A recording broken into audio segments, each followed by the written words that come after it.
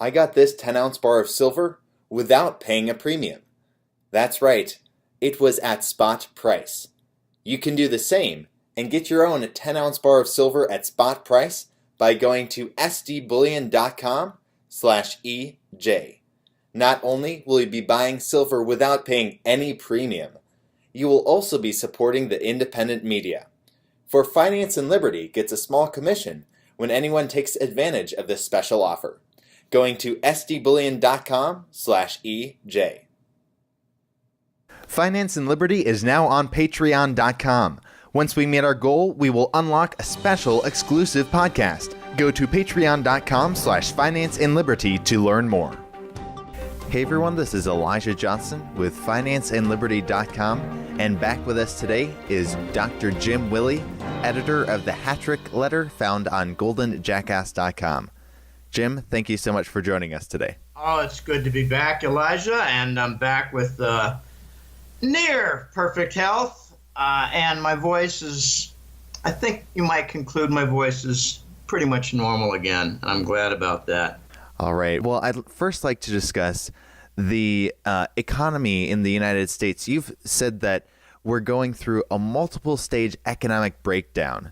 Can you expand on this? Remember back 15, 20 years ago, we used to boast that we're the consumer economy. Yeah, right.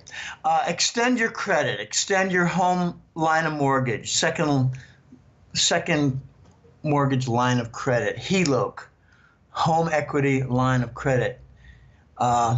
We used to boast about it. We used to boast that we were the consumer economy backed by financial services and financial engineering. We are seeing the climax of the collapse of both. The financial sector has become a gigantic asset bubble backed by financial engineering, otherwise known as not so much as offloaded risk, like with derivatives, offloaded risk that Greenspan boasted about a year before they all broke in front of his face. But the other side is that the derivatives are supporting the bond market. The whole world is dumping hundreds of billions of dollars of treasury bonds, yet the U.S. treasuries remain near the 2% mark. Why is that? Because we got a lot of fabricated demand. Well, the other side to the twisted formula as foundation for the U.S. economy has been the consumer economy, the consumer side, consumption, the retail. The United States has more square footage of retail per capita than any country in the world. Well, that's going to come back down.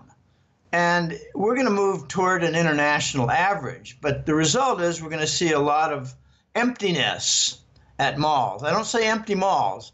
I'm saying emptiness, which means what I'm referring to is that 1 in 3, 1 in 4 mall locations, mall stores, mall units, I call them locales here, but stores will be empty. And we might see entire malls in the United States be converted into office complexes. I'd like to see them converted into software development centers where we're actually doing something, producing something. Consumption is basically eating your children's organs. Consumption is basically burning your furniture. Consumption is basically avoiding wealth production, wealth investment, like business investment, starting a business, producing something, buying some equipment, investing in people, like in job payrolls. Consumption is the exact opposite of all that, and we're seeing a climax of this heretical insanity for the last 20 years where the United States stupidity came to the fore, thinking that we could have a healthy, strong economy and a way of life that produces income to support households by consuming. Since when does a bonfire provide jobs? I mean, come on, we are just so incredibly economically stupid as a country. But, it all starts with the Wall Street bankers that, provide guidance to all this. There are various sectors in the United States that are just, a wrecking zone. The energy sector is another one, Elijah. We are not going to be seeing a return to the $60, $80, $90 crude oil price. I made a forecast about 6 months ago that we would play around at the $50 mark, but we would not go above it. And when we did, we would come back down very quickly, very soon, and that's exactly what's happening. My basis behind that was not just the shale oil production in the United States, but Iran coming off the sanctions and dumping on the market.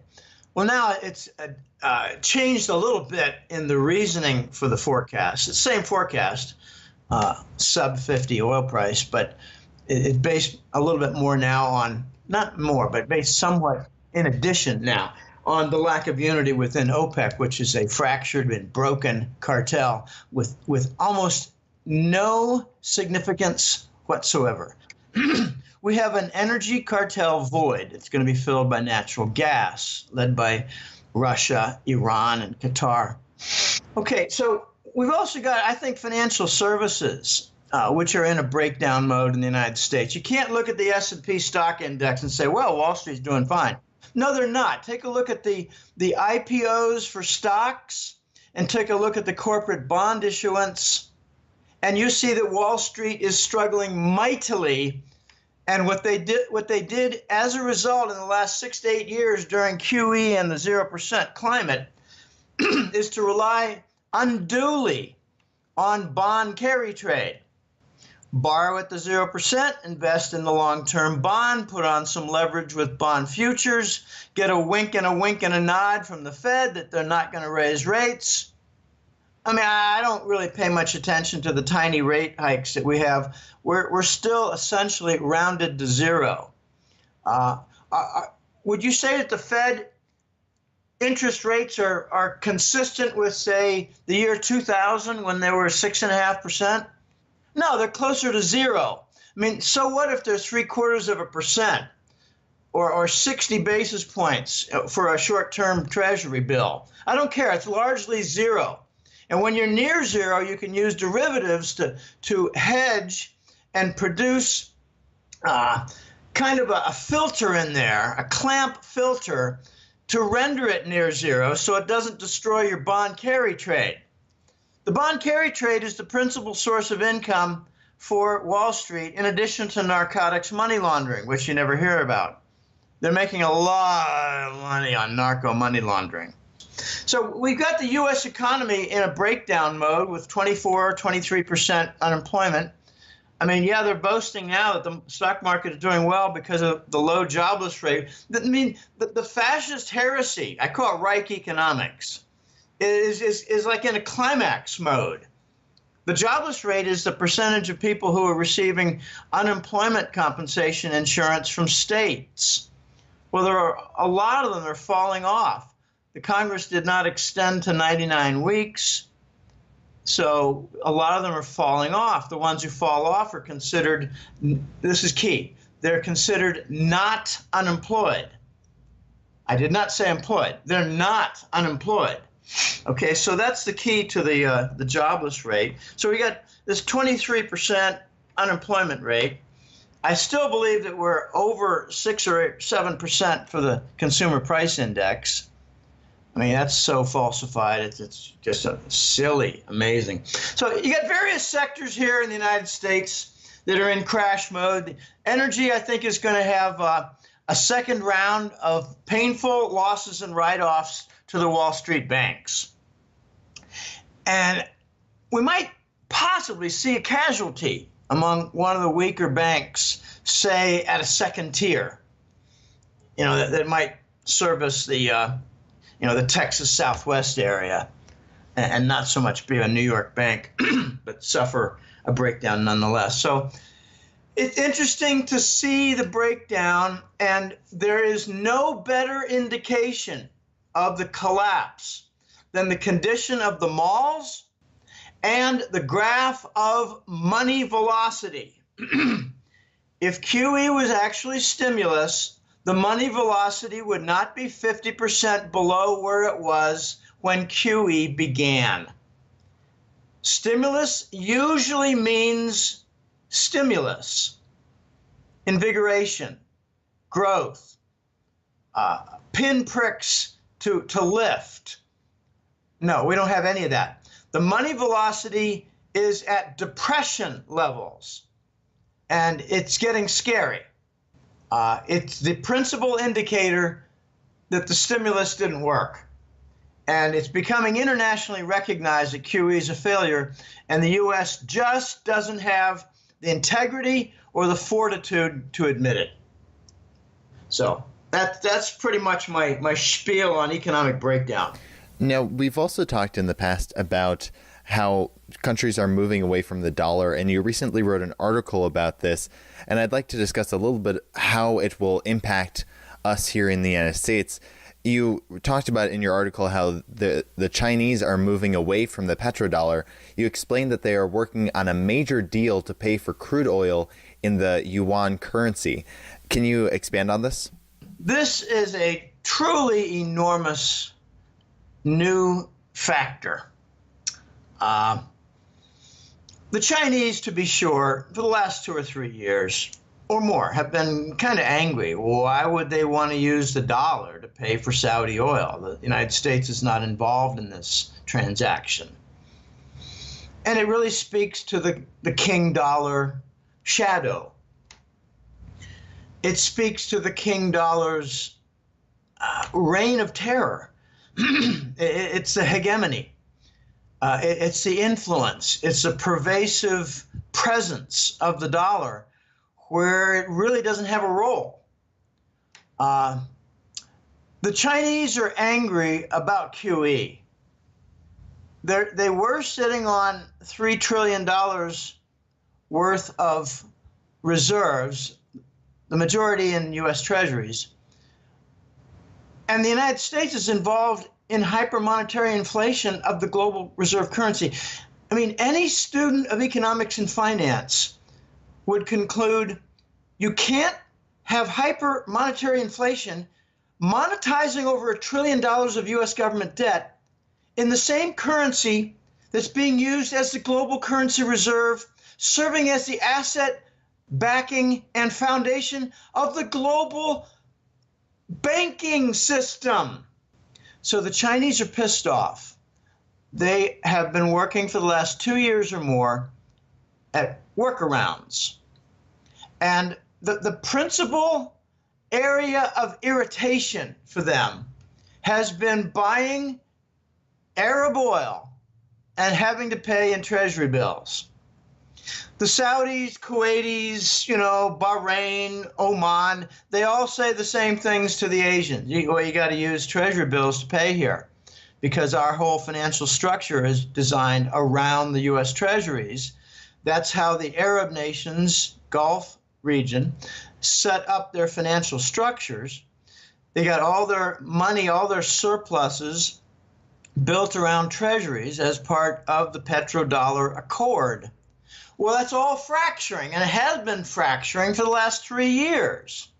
I've been talking about the fracture on a regular and frequent basis and various aspects of it, like using the phony UBS and Credit Suisse legal charges and prosecutions in order to get access to the Swiss bullion banks to steal the Arab gold. Okay, that was back in 2014. That's when it started. That was part of the early fractures of the petrodollar. That was your big hint. This is all coming apart.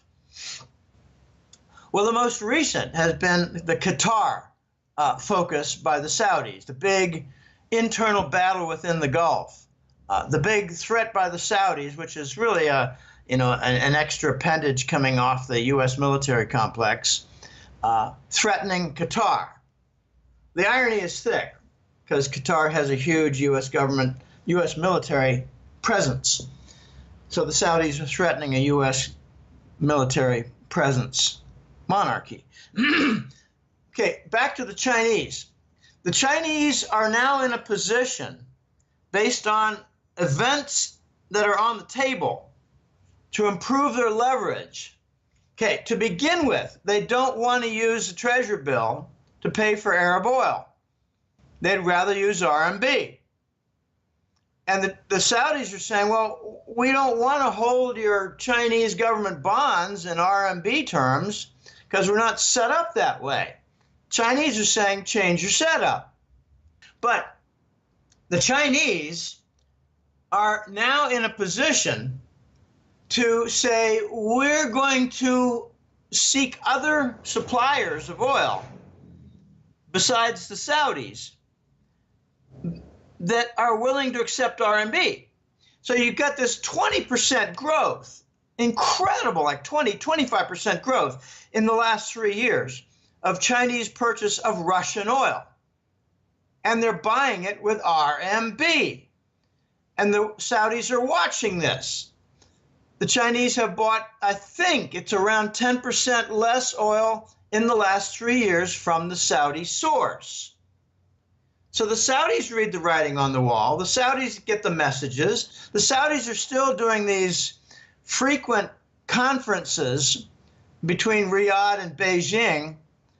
They're not just cultural exchanges. They're business consortium meetings. You know, investments by the Chinese in Saudi Arabia. The Chinese are trying to buy more and more malls in Saudi Arabia.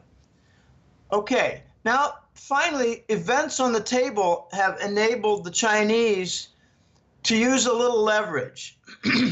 I'm referring to Aramco, the Arab American company. That's what it stands for. Aramco is the gigantic trillion-dollar petrochemical complex conglomerate in Saudi Arabia. Well, they decided in Saudi land that they wanted to sell off 10% of their assets. And it's really kind of funny because the Saudis have been lying about excess capacity. I remember when I started the newsletter in 2004, by 2005 and 2006, I started to realize that their claims of spare capacity, which just means oil production facilities that are temporarily turned off that could be turned on at any time, that those were lies. They didn't have much spare capacity. And the indication that was glaring was that Gawar, way back then, turned over 90% in their water cut, which meant they're producing 90% water, 10% oil. In other words, Gawar is depleted.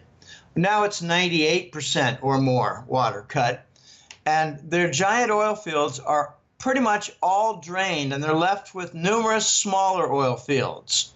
They're still producing, but the lie is that they don't have any spare capacity. And the bigger lie is their claims of hundreds of billions of barrels of oil. They're all lies.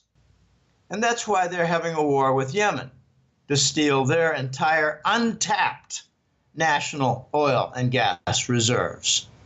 And the West is helping them out because Saudis are part of the petrodollar scheme.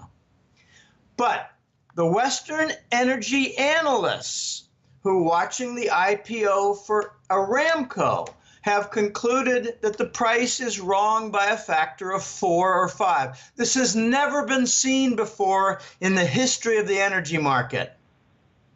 They're comparing to ExxonMobil, they're comparing to Rosneft, they're comparing to Dutch Shell. These are the giants. And they conclude that Aramco is not worth $2 trillion.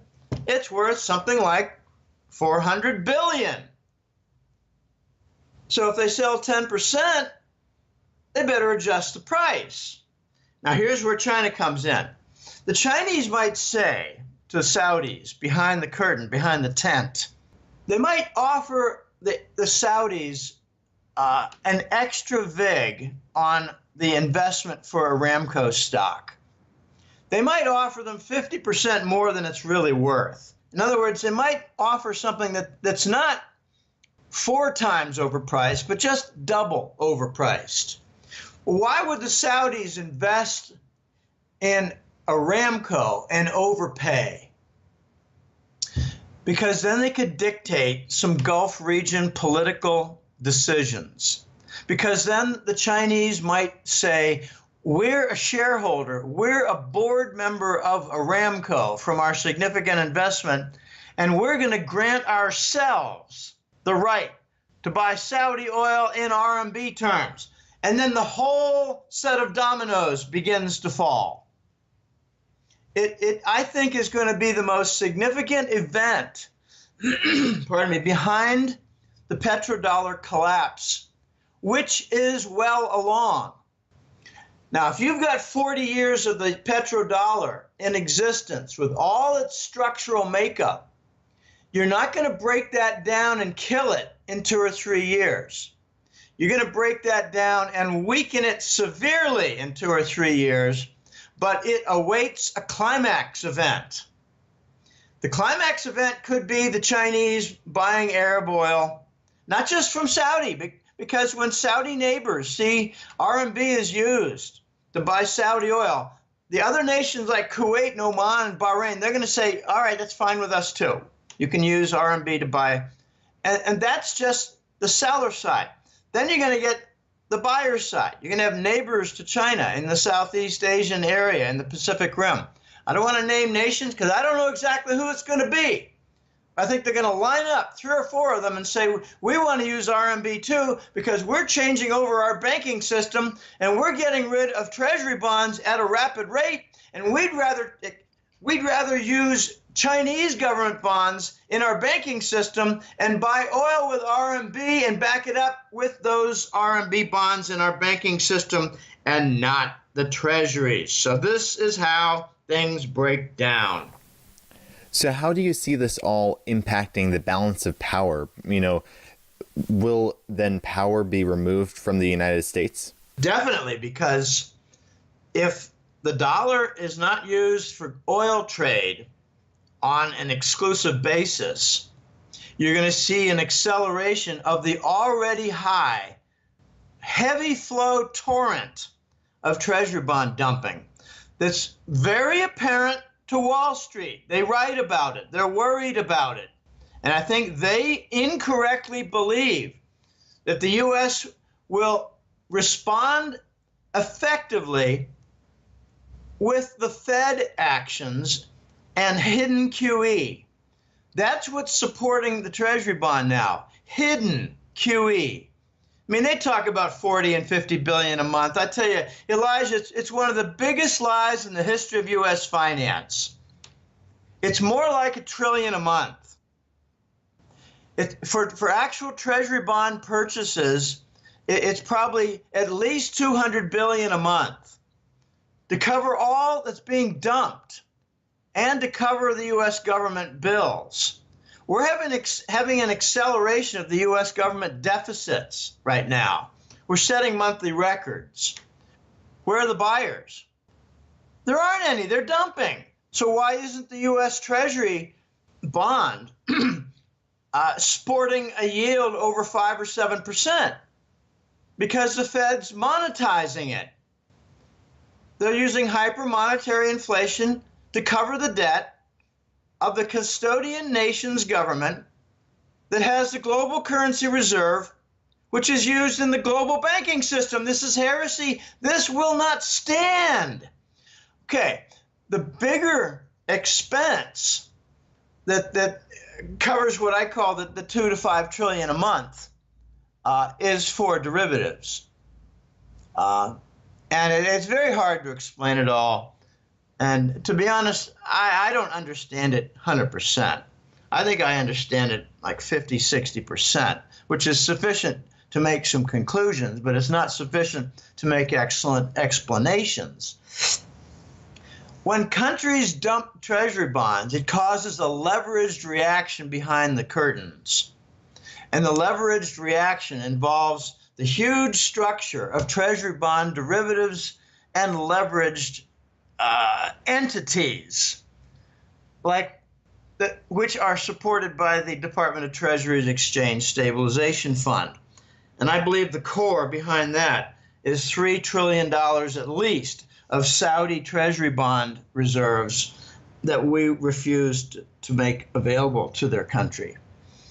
You can't tell me that the Saudis had 100 to 200 billion a year in surpluses for 30 years, yet they have only 150 billion in surpluses now. I mean, I'm pretty good in mathematics, if you know what I'm trying to say. I'm pretty damn good in calculus.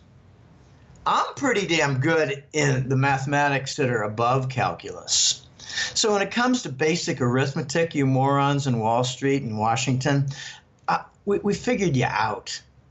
The Saudis had 3 to 5 trillion in treasuries sequestered and stolen.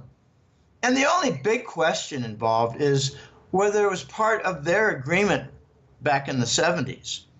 Were they told you have to fortify the Exchange Stabilization Fund with regular and frequent contributions, you know, like 50 to 80 to 100 to 120 billion dollars a year in order for the United States to financially rig all the markets?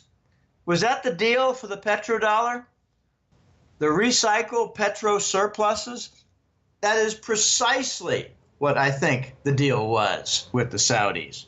So what's the balance of power that you had in the question? If the dollar is not used for oil trade on an exclusive basis, then some momentum is going to build for the dollar not to be used in general trade, like for grain shipments, like for cement and lumber shipments, like for coal or copper shipments, like for international contracts. And the example I like to give is the Indians make an information technology contract with an Arab nation like the Saudis for their health industry, and it's $1 billion a year paid in dollar, the contract written in dollars. Okay, I've been hearing for the last several months, not too much in the last few months, I've been hearing about a huge treaty where international contracts written in dollar would be converted into written in gold. And the Basel bunch of corrupt central bankers, that hive of uber-lord bankers, they're part of this negotiation toward a global treaty. It would be to convert all international contracts written in dollar, like, you know, commercial trade, purchase of oil, lumber, coal, silver, copper, international contracts for services, all these international contracts written in dollars. I'm told that the negotiation is to rewrite them, convert them into gold, and to do so at a $5,000 to $7,000 price. So it's causing a big snag because the U.S. and the British banks are realizing that as soon as that is enacted, the dollar is dead. So that treaty might be one of several parts for the global currency reset. As less and less dollar usage in trade settlement is realized, you will see a massive dumping of treasuries in global banks. And that will essentially mark the end of the dollar's status with the global currency reserve. It has two sides, using the dollar in trade settlement for payments and using the dollar in banking reserves for core assets. The two sides, trade and banking. When that is evident for less and less dollar usage in both trade settlement and bank reserves, you will see the pressure for the U.S. economy hitting at a screaming high level because the threat will be for import supply. That's where the big threat is, Elijah, and the threat of import supply cutoffs or reductions. Not so much a halt as a much slower flow. It'll result in shortages in the United States economy, but it'll also bring about pressures to create a new currency. And I don't believe that these new concepts like the the SDR bond out of the IMF, International Monetary Fund. I don't think these SDR bonds are going to be the solution that assures the continued flow of import supply to the United States. I don't think it's going to solve their problem. The only solution is going to be a new Scheist dollar. And I don't know if you want to get into that whole topic, but the new Scheist dollar, in very rough cut, will be a devalued currency that continues in the pressures for devaluation because U.S. fundamentals are so wretched. You can't have a $500 billion annual trade deficit.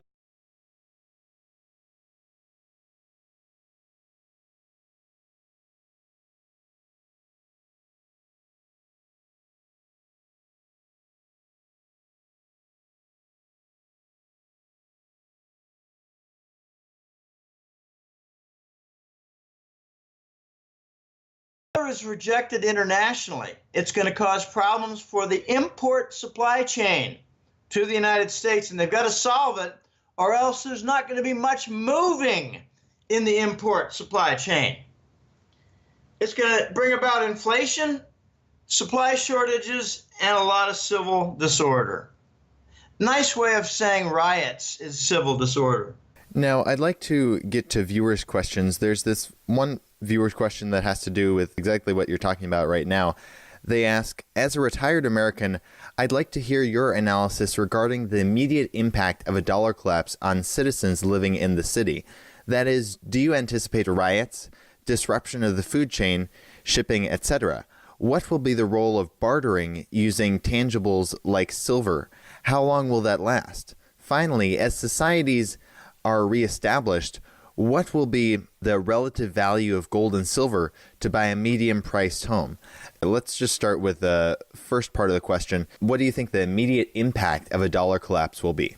I've never talked about a dollar collapse, so your whole premise on the question has nothing to do with what I've been talking about. I've been talking about a dollar vanish. Okay, this is one of the often done misquotes of my analysis. I have been saying steadily, like a song that doesn't end, the dollar will rise, rise, rise, stall, and then vanish. I have never talked about a dollar collapse. So please don't put words in my mouth about my forecast, which I have never said. Okay, so the question is, let me change the question. When the dollar vanishes, what will the pressures be? Okay, when the forces build, whereby it's exporters abroad constituting the U.S. imports. Okay, that's it. So, you get import-export a little bit messed up. Their exports are our imports. Okay, when they start to reject the dollar, they're going to be making comments like, we'd rather receive Chinese RMB for that shipment that goes to Staples or Target or Walmart. We'd rather get euros because they're less dangerous than dollars. We'd rather get gold trade notes because those can be worked, with eventual gold shipments on a net basis, and it's a whole lot safer and with a more stable core. Because when you do a shipment, you put down some equity. And the equity currently is treasury bills. Okay, so in this society, he talked about rebuilding society. You don't rebuild society, you continue to see it degrade.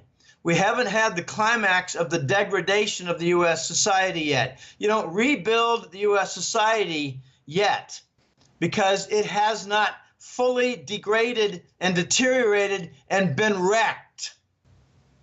The households now are being wrecked. You got a higher percentage than ever seen in U.S. history of adult children living with their parents. They lose a job, they move back home. I actually moved back home 20 years ago to my parents' home for a year. And, it was an interesting experience. I helped them out because they were aging. I shoveled the snow and I went to the supermarket and did stuff like that. The breakdown of the U.S. society is not complete. We're not rebuilding jack yet. because it hasn't fully climaxed. The impact on the U.S. society is going to be empty shelves, not completely empty, but you go to Walmart, you go to Target, and you see a third of the aisles are empty. And some of your favorite items are not there. And you go to Sam's Club and you see the same thing. You go to Staples, you see the same thing. You go to Best Buy, you see the same thing. You complain that you wanted to buy this particular stereo made in Korea, like Samsung, LG, and they tell you, well, I'm sorry, we don't have that Korean supply line anymore. And they don't tell you why. They just tell you we don't have it.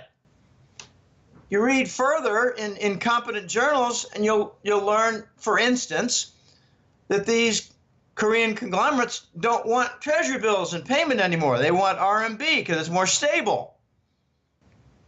Because they're not printing RMB to cover their government debt. Monetizing like a South American or African country does. Now, will there be barter? Yeah, there'll be barter. Now, he mentioned barter of using silver to buy things. That's not barter. That's using silver as a form of money.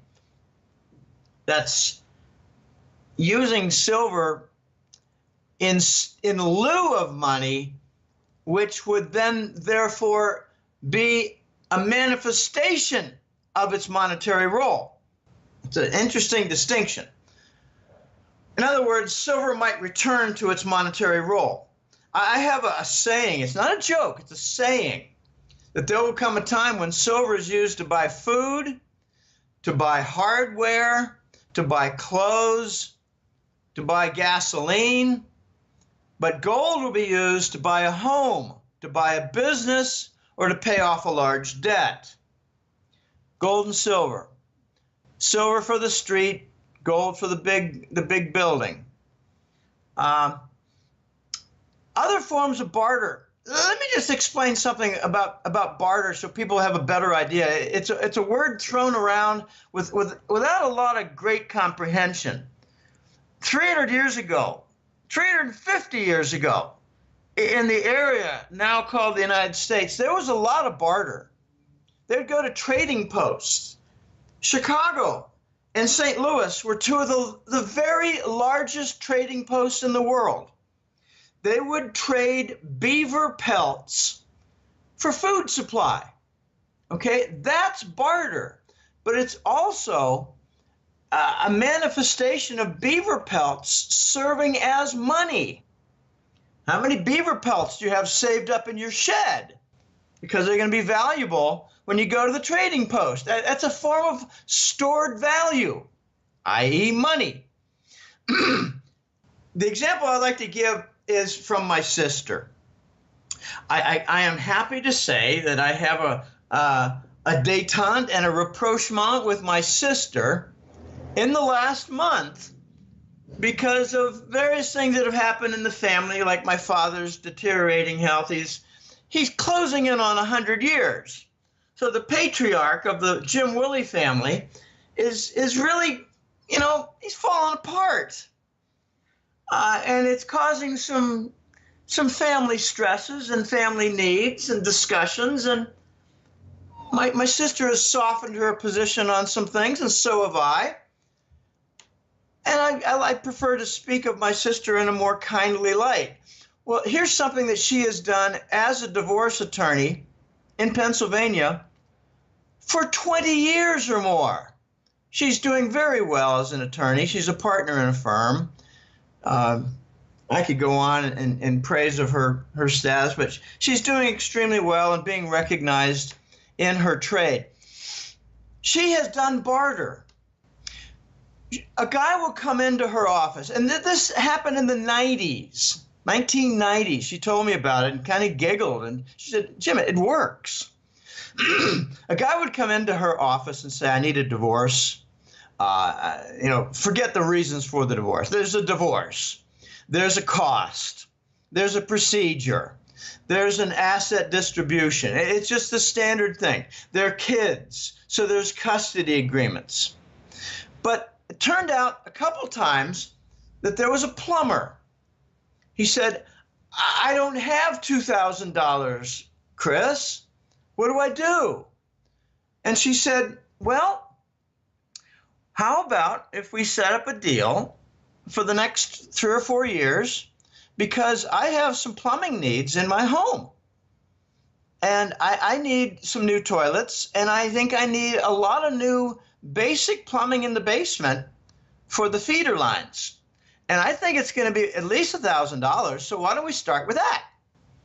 So I'll do your service, and you provide me with, say, we'll just start it off at $1,000 of bartered service for plumbing. And then a couple of years later, an electrician came along, and she doesn't have as great electrician needs, but then a carpenter came along, and she wanted to remodel her basement and put paneling on the walls and put a little center there for dancing, and put a little stereo over on the side, and put it into the wall with a ledge, and okay, you get the idea. Plumbing, electrician, carpentry. She bartered for legal services. Okay, not everybody can do that. I could do some bartering, like for a subscription service in return for bicycle maintenance. It doesn't amount to $200 a year. My main bicycle expenses are for inner tubes, because I think one of the national sports for Costa Rica, especially in their urban centers, is to toss glass bottles out the window against a cement wall or a brick wall or a stone wall and have a lot of fun while they're drinking and driving. I think that's one of their national sports. Because when I'm riding my bike along, I am continually focused on glass. Glass shards on the sidewalks and the streets. When hundreds of cars go past, it gets pushed to the side of the street or avenue or boulevard. And that is exactly where bicycles run. So I try to go on the parallel roads. Anyway, my main expense is bicycle inner tubes, and I probably buy 6 or 8 per year. Whereas in the Boston area, I would buy 6 or 8 per decade, because they didn't have a national sport of throwing glass bottles out the window while drinking and driving. It's a form of social protest in Costa Rica that is abhorrent. I can't do barter. Other people can. I think we're going to see springing up community consortiums of barter, where you join a barter club and you can have a list of services like plumbing, electric, and carpentry. Now add on, say, clothing, because one of the people in the barter community has a clothing store. Now add hardware, because one of the people in the community for the barter owns a small hardware store. Now add office supplies, because one of the people in the community barter center has a office supply store. Okay. So you get the point. Barter could become a community venture. Join the barter system with ABC neighborhood, and it's a large neighborhood with 100,000 people, a section of a city, and you can buy things and sell things, because you might fit into the barter system for the service you provide. But if you don't provide a service, don't provide a product, you cannot join the barter system. Okay, that's how barter might spring up.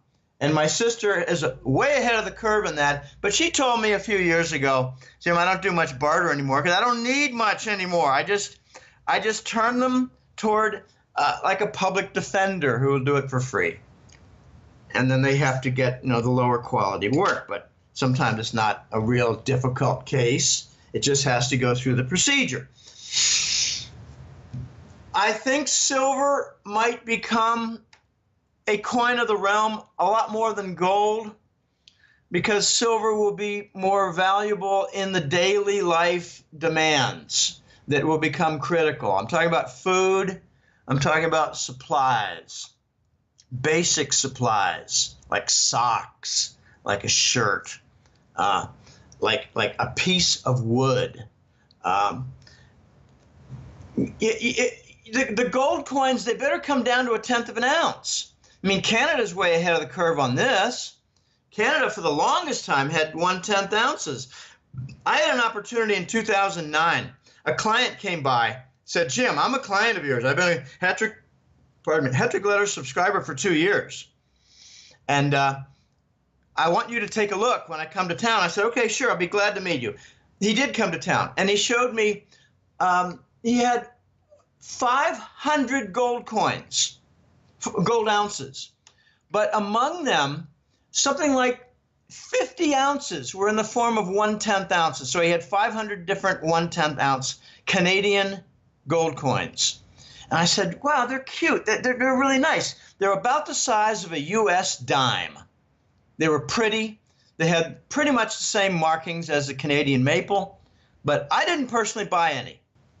He said, no, unless you're going to buy like several $1,000s worth, like $20,000 worth, Jim, I don't want to sell you any. I said, okay, because I was going to maybe buy 1,000. He said, no, I don't want to divvy it up like that. Okay. He said, he actually said to me, one day we're going to have demand for these 1/10 ounce gold coin. We're going to see demand grow. We're going to see them grow in popularity. We're going to see them in wider usage. And I said, yeah, I can see that. I mean, right now it's worth a little over $100. Like back then it was about $1,500 for gold price. What did the guy do? He took his 500 coins. He went to Panama, sold them all in 1 month. There was no place in Costa Rica to sell it. They have no market. But Panama is a huge financial center, and it's got a huge import-export center, and it has a huge banking sector. And it's not just the canal, et cetera. Oh, no, it's a lot more than that. It is pretty much the Switzerland of Latin America. I don't say South America, I say Latin America, because they've got a lot of accounts from Mexico, Guatemala, Salvador, Costa Rica, Nicaragua, not so much because it's very poor. But you know, it's a big center there in Panama. Okay, that's my spiel on barter. I hope that serves the purpose, because barter is going to become big, and the biggest high-level barter. Last point. Very high-level barter has been, not will be, but has been for the last few years between China and Iran. They just establish contracts and say, well, we'll supply the oil and gas, you supply the finished goods, cars, motorcycles, television sets, stereos. And Iran and China have a good deal going, and it's several $1 billion a year in barter. Well, gosh, why do they do that? Because we set up sanctions against them. And they don't roll over and die. They react and do workarounds. Iran is the most successful global player in U.S. sanction workarounds and has become somewhat a model for the Eurasian trade zone to follow. Barter at the high level between nations, barter at the low level in neighborhood community centers that might spring up someday. Very interesting, Elijah, and it's going to happen, it's going to spread. This one is from Daryl Davis, and he wants to know, do you expect the U.S. to accept both the dollar vanishing and the ascendancy of the East without a single shot fired? If so, how will the U.S. become a third world nation while it's also possessing the most powerful arsenal in the world? Well, let's just start with the first misconception. The United States does not have the most powerful arsenal in the world. This guy sounds like he's reading the New York Times too much or watching CNN too much. The U.S. has the largest sprawl of military bases, but no longer is the most powerful military. We've suffered 20 years of attrition, and we no longer have the best strategic weapons in the top 10 categories. So your premise is wrong. What's coming is what I believe, this is the name I've called it, the dual universe. It's going to be the U.S. dollar coinciding, coexisting with the RMB of China. So the fellow asked in his question, how will the United States become a third world nation if we own a military? Excuse me? How are the sanctions against Russia working? Excuse me? How are the sanctions against Iran working? Excuse me? How are the trade friction and trade wars against China working out? You read New York Times and watch CNN too much, my good man. We're failing on all our foreign policy initiatives. Every single foreign policy initiative since Bush 2, since 9/11, has been a massive failure. So when the global currency reserve is lost, that's when the pressures build, as I explained. But this gives me an opportunity to launch off in a bit toward the dual universe. Now, we're seeing the Saudis pressure Qatar. This is basically the petrodollar advocate of the Saudis attacking the Iran-Russian gas pipeline advocate in Qatar. How's that battle, even in the last 6 to 8 weeks? It's not escalated. We actually have the Saudis backing down. We have the Saudis finding no support among other Arab neighbors for attacks on Qatar. We have the Saudis now changing their demands toward suggestions. We now have the Saudis talking about contingency plans toward a more peaceful coexistence. What we have is a microcosm of Saudi versus Qatar, serving as a lesson on how this is all going to turn out on a macro stage. The macro stage is the U.S. government making some formal statements that if Eastern Hemisphere nations prefer to conduct trade in RMB terms, the Chinese currency, then that's fine. It's their own business.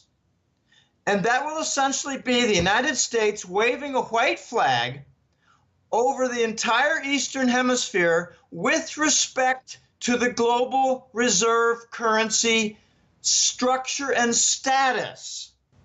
What they will be saying is, if two Asian or Eastern nations wish to conduct trade outside the dollar and banking outside the dollar, trade, payment, banking reserves, the two sides, always important for global currency reserve considerations, then the United States doesn't have a problem with it. They're going to make some arrogant, stupid-ass comment that the RMB is never going to go anywhere. But they'll be wrong because the RMB will continue very strong growth in trade payment usage, especially if the Saudis accept RMB from the Chinese and other Southeast Asian, Pacific Rim emerging market nations. And the United States will be wrong in another respect, because when they say the RMB will never turn into anything, they'll be wrong because they're going to eventually turn into a gold-backed currency. And I think it's going to merge with the Chinese adoption of the gold trade note, which will be a short-term trading vehicle with a gold equity margin put up front, settled in gold on a net basis. And the key point is a net basis. If two nations are doing gold-backed trading with respect to a gold trade note, then at the end of the year, end of the quarter, whatever the period of time is they agree upon, they will do net settlement. And if, for instance, Bolivia has a tremendous amount of shipments of industrial metal and silver, copper, etc., or Chile, and China has an enormous amount of shipments of cars, motorcycles, and home stereo equipment, whatever, and clothing, the net might be close to zero. And if it's not zero, it'll be settled in gold after that quarter of a year or full year. That's what net settlement means. Okay, so my point is that the U.S. is going to raise a surrender flag, a white flag, and it'll be visible to the Eastern nations, as in the Eurasian Trade Zone, the One Belt, One Road community of nations. And they're going to say, you want to use RMB for trade and banking? Fine, go ahead. Okay, that's what I believe is coming, the dual universe. And I'd just like to back up my statement at the beginning of this response, where I said the U.S. is not a predominant military force. If we were a dominant and decisively dominant military force, would we not have won the Syria war by now?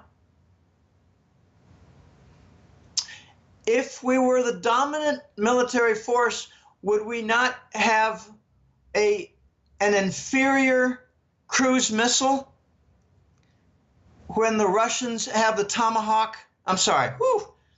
Tomahawk is the cruise. When the Russians have the Sunburn and Onyx missiles with 10 times more accuracy and triple the range, would we be the dominant military force given that the Russians have and Chinese both have 1 generation more powerful electromagnetic pulse weapons that they've demonstrated twice with complete wreckages of U.S. naval vessels? Had to go back to the Chesapeake, completely burned out. Would we have dominant military power if the Russians, back with the USS Donald Cook 2 years ago, had the incidents where the MiGs or the Su fighter jets from the Russian military, Russian Air Force, there was an enormously important event. It was something like a group of 5 Russian jet aircraft circled the U.S. Donald Cook, disabled the U.S. military Aegis system, jammed it with an advanced jamming system, did flybys for the next 30 minutes, flipped the bird, did not attack the Donald Cook, and let it be known that they were vulnerable for half an hour for complete destruction and a death to 500 naval servicemen. The Russians did not pull the trigger. Okay, that was very well observed by the Pentagram, but apparently not observed by the person who wrote the question. All right, well, moving now to our last viewer's question. This one is about cryptocurrencies. They're wanting to know, do you think cryptocurrencies and blockchains will replace the dollar? And if so, how will central banks and the Bank of International Settlements still have complete control over the system? They cannot have complete control of the system. That's why the cryptocurrencies have been hatched. The entire structure of the cryptos is decentralization. The entire structure is designed to prevent central power in Basel and the US Fed and Bank of England. This is a very, very big topic, and I'm happy to say that I have solicited assistance from half a dozen very smart people who are well versed in this area. And they're supplying me information, they're answering my questions, engaging in conversations, and supplying me with reading material and viewing material. I mean, like articles and YouTubes. And I'm not up to speed yet. I'm an honest broker of financial and economic information analysis. I prefer to be an honest broker my entire career. I'm coming up to speed. I'm not there yet. I'm learning a lot, and I have learned a lot. But here are some of the things that I believe are the case. More than the cryptocurrency, the importance right now is of the blockchain. The blockchain with its smart contract features, with its encryption of the data. And I like to give an example so that people can understand this with something tangible. Early in the 2000 decade, there was something called MERS, the mortgage electronic registry system. It was for storing titles for property and linking them with mortgage bonds. And it was probably the most fraudulent database in modern history because the titles were used for multiple mortgage bonds. The managers of MERS were Wall Street banks. And they like to explain that because of the rapid turnover of mortgage bonds, there was confusion in the MERS database.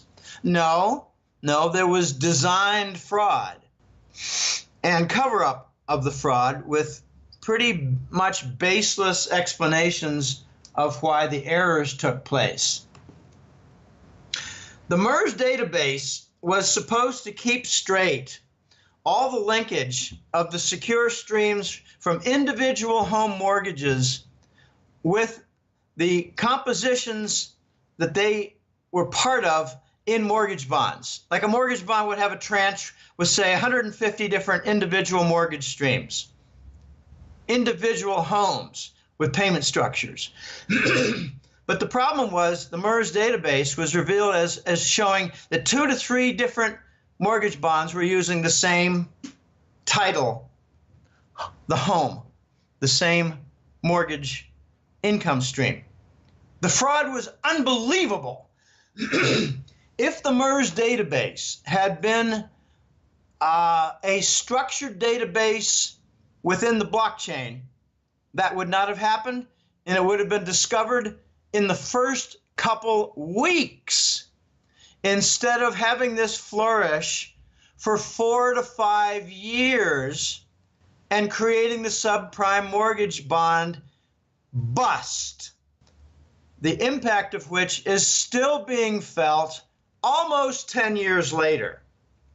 Okay, the blockchain, this is my understanding, and it's still early learning period, but the blockchain would set up information items and lock them in the blockchain, encrypt them, put in the person who entered it and his identity, her identity, or the firm's identity, and move on to the next piece of the blockchain, which would be the sale of a mortgage bond.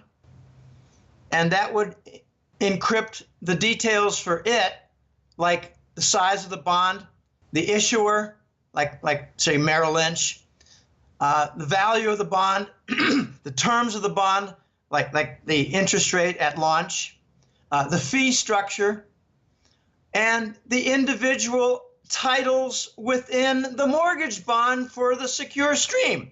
And then it would move on to the next item. I'm talking about the MERS database being part of a blockchain database structure to prevent fraud. But Wall Street prefers fraud, so they don't like blockchain. And that's where the threat lies. If blockchain flourishes with lots and lots of various contracts and structures for contracts, we're going to see Wall Street marginalized, because a new financial entity might come onto the scene saying we manage a lot of different blockchain smart contracts, and we assure their validity, their honesty, their integrity, and Wall Street is cut out. The intermediary is cut out. And the cost structure goes down for managing it, while at the same time, the integrity increases. This is why Wall Street is probably going to employ the Langley whiz kids to hack into it, like to steal wallets. If someone were to ask me, what is the weakest link in cryptos and blockchain, I would say the wallets, because they live on the fringe. Now, they could be encrypted and kept safe, but if novices are involved, they might not be kept very safe, and they might live on the fringe in a way that can be hacked more easily than others. If someone were to ask me, what's the biggest threat right now? to the crypto space, I would say quantum computers. Now, I come from a computer science background, and I'm trying to figure out exactly what a quantum computer is. All I have concluded is that it's a powerful supercomputer with various internal features, like the central processing might be multi-array, that sort of thing, multi-bus, multi-array. And what is the advantage of a quantum computer? Well, they could break down a 256-bit encryption pretty easily. They can possibly break down 1024-bit encryption over time. You know, get the quantum computer to work hard for a good 3-week, 6-week period, and it could probably break the encryption of a 124-bit code. Okay, so we're going to have a battle with the encrypted space for both currency and blockchain contract constructions. We're going to have a battle. And the battle is going to be Wall Street plus Langley with their quantum computers battling against the encryption.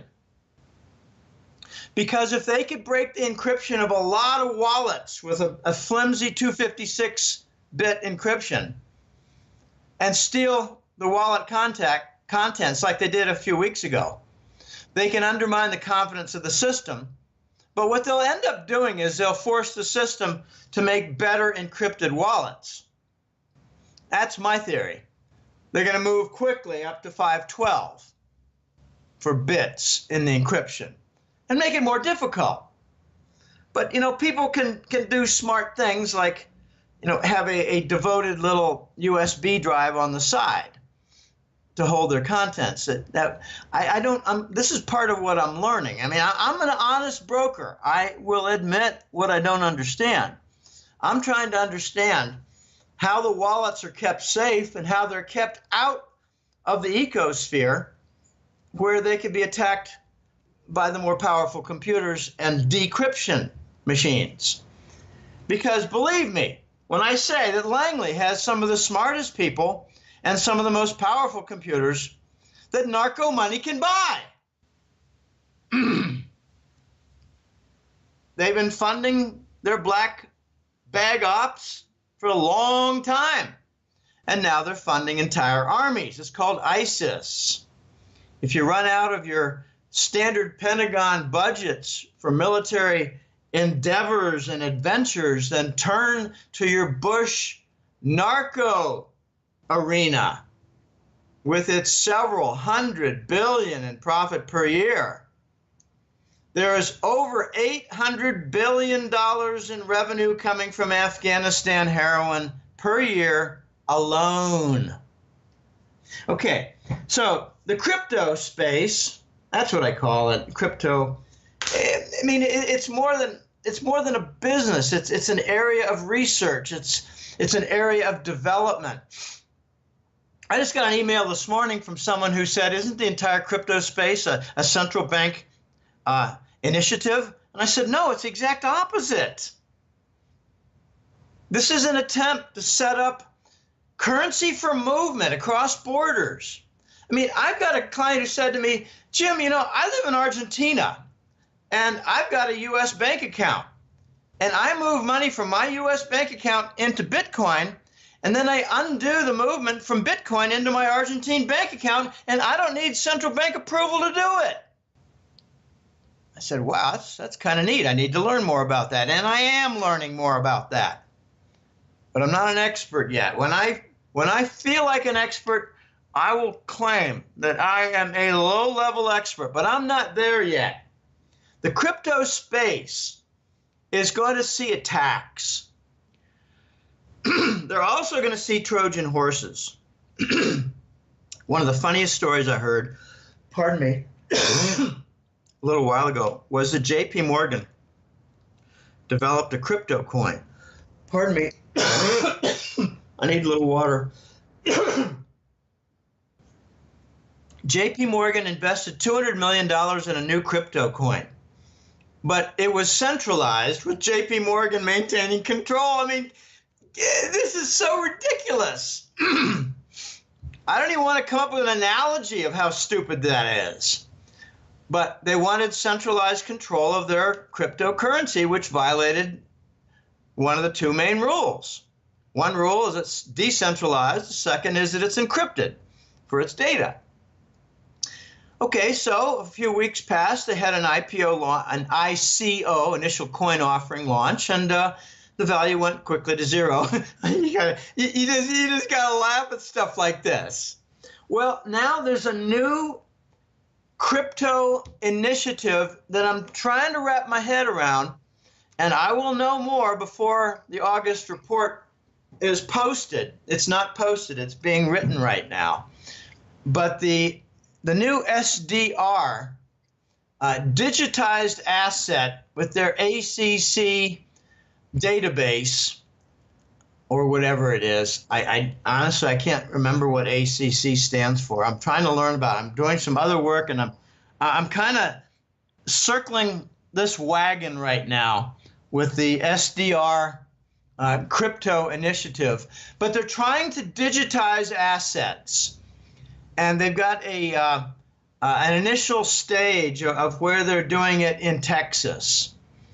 Like there's some property that's being digitized, meaning their titles are being put in the form of a blockchain. And it's a test case. I don't know how it's going to turn out, but I hope it reveals some of the fraud, because wherever the IMF and the banker cabal is involved, they have two main features that always show up: central power and fraud. And I'm looking to see where the fraud is, because I can already see where the central power is. The central power is in their blockchain to hold the digitized assets, the titles. And I'm thinking that they're going to try to enable some super level of title ownership of all Western property assets. Kind of like the lords of England who own all the property, and you don't buy a home, you buy a 100-year lease from the lords who own all the property in London and England. Okay, that's what I'm sensing. I'm sensing that they're going to put in the London Lord property feature in their SDR title database for property. But I'm looking into that. I don't think their SDR is going to be successful, their new SDR, because it's centralized and because the custodians are not trustworthy. But I'm learning about it, and I'm soliciting opinions from my jackass team. We got, 8 or 9 big brains, and it's nice to have multi-processing on some of this. You put 8 or 9 big central processes together, like in the old days, big VAXs for digital equipment, and you get a cluster, and the cluster is very powerful, and you get multiplicative benefits from putting the processors together. And that's what I think has come to pass with the hat-trick letter.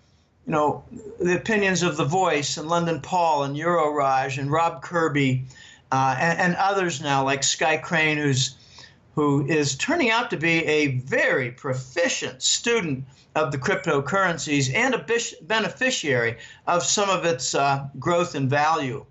I don't want to get personal, but he and I have lunch once in a while, and he explains some things. So he's turning out to be something of a mentor, not in any big full-fledged fashion, but I want him to become in a bigger role as a mentor for the crypto space, because he's very knowledgeable and explaining to me why Ethereum is not so vulnerable with respect to required learning of a specific language. And anyway, he goes on and explains, no, that's not a weakness, Jim. Don't worry about that. So I'm not going off in a wrong direction for a construct for one of the crypto's weaknesses. Very, very interesting. So what else can I say about cryptos? They're not going away. They're going to grow. They are with the potential to put a very deep wound, I don't want to say kill, a very deep wound in the London and Wall Street banking financial services center. I mean, like, say, bond issuance. Just for instance, just that. Bond issuance. Suppose that gets taken away and ends up in something, I'll just throw it out, in some firm that builds upon the Ethereum platform. Okay? That would be very interesting because its integrity would not be questioned like Wall Street. How many lawsuits have been completed with settlement for Wall Street banks in just the last, say, 15 years? The total settlements is over $280 billion for fraud. Okay, that has provided the impetus for developing the crypto space, for making smart contracts. The beauty of the smart contract is not just that it's smart, it's that it's honest and enforceable. Honest, transparent, enforceable, and verifiable. And that's where some of the power lies. Well, thank you so much for joining us today, Jim. Did you want to quick share with the viewers where to find you online? It's www.goldenjackass.com. It's been just about 13 and a half years now. It's been a labor of love. I keep saying that. I love this work, even though there's not a lot of statistical analysis in there. I miss the days of taking a giant database and having some important questions to answer and 6 weeks to do it. I love that, but I don't have that opportunity. I've taken my marketing research background and method of thinking and turned it into the bank analysis, currency analysis, and gold world analysis. Now I'm going to turn it to the crypto space analysis. And the result is the hat trick letter. This month is going to be month number, I'm looking at the calendar, 161. Issue number 161. That's a long time. I remember when I first met Kurt Rickenbacker in Cannes on the French Riviera, I said, Kurt, how many monthly issues do you have? And he said, I'm up to 245. Okay, that's a long time. Well, I'm more than half that now, and it's been a long time. I'm going to be an old geezer when I hit 200 months. Well, that's not quite the case. When I hit 300 months, I don't know what the world's going to look like if I hit 300 months, but the monthly newsletter, pardon me, comes in two parts. It's a global money war report. And, just for the long-term subscribers, walk down memory lane, it used to be called the macroeconomic report. Now it's called the global money report. Okay, the other report is called the golden currency report. And that has really not changed much, except in the last 2 or 3 years, I've including a chapter on the development of the Eurasian trade zone. Because I always had petrodollar issues, oil issues in the golden currency report because the petrodollar was a currency construct. Okay, so there are two main reports. And there is some common ground. I mean, sometimes one report is longer than the other, and I just move a section regarding European banks into the other report. All right, so they're not defined and strict content. There are two reports per month, and I try to divvy it out, divide it into two sides. Okay, the main web page, main 5 HTML, it contains free content. It's in the public domain. It has the interviews with links. It has the public articles, which I'm writing more of. I'm trying to write more public articles and shorter ones, particular theme, like recent ones having to do with the fraudulent Saudi arms deal. It was just hocus pocus, a lot of hand movement. like the advent of the natural gas cartel to replace the petrodollar and OPEC. What is the petrodollar's cartel? It's OPEC. OPEC has enforced the dollar standard for a long, long time with its leader, Saudi. Okay, another public article was just about the global currency reserve, what it meant and what the risks were for losing it and how we might lose it. And that's why the Chinese purchase of Saudi oil and RMB term payment comes about. So I'm writing more public articles. I continue to do the interviews. I love them. They're a lot of fun. They're actually more fun than writing public articles. I'm busy writing the main hat-trick letter. So my fingers are already tired from typing with the hat-trick letter. So I don't like doing much in the public article. That's why I'm doing shorter ones. So I hope people go to www.goldenjackass.com, bounce around, sign up. And two compliments I'd love to mention are I was away from the hat-trick letter for a couple of years, and I'm back. I wish I'd never left. The other compliment is I've been relying on your podcast for the longest time, and I recently signed up, curious about what the report involves, and I wish I'd signed up long ago. So those are very nice compliments to get.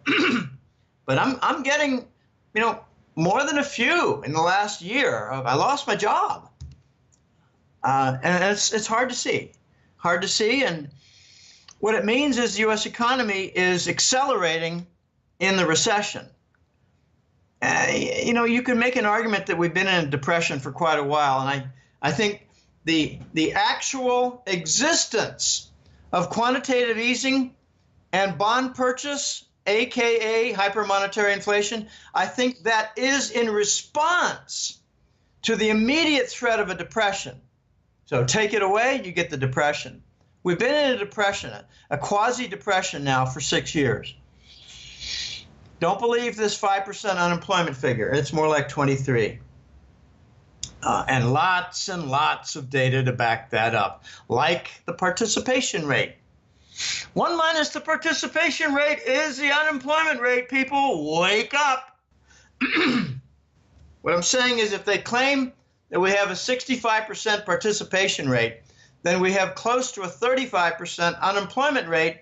But to be sure, there are some people who are, infirmed, sick, just can't work, or in school, or just Mr. Mom at home raising kids, or just doing something with an agreement with the spouse, whatever. Anyway, we have at most a 35% unemployment rate. I think it's 22% because that's what John Williams of the, what's it called, Shadow Government Statistics claims.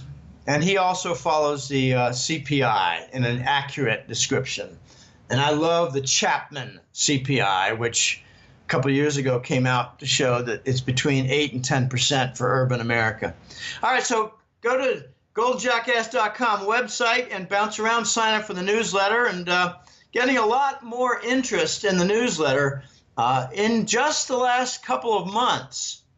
And I'm a little curious why, and I believe it's the rise of the cryptos and the more imminently perceived end of the dollar with its global currency reserve. That's my opinion. In other words, the end of the king dollar reign of terror. It's going to be a multi-step decline. So thanks for having me on, Elijah. It's been fun as usual. All right. Once again, Jim Willie, editor of the Hat-Trick Letter, found on goldenjackass.com. Thank you so much for your time today. My pleasure. Bye now. This video was brought to you in part by ReluctantPreppers.com, helping you be aware and prepared. Click here to watch one of Reluctant Prepper's latest interviews.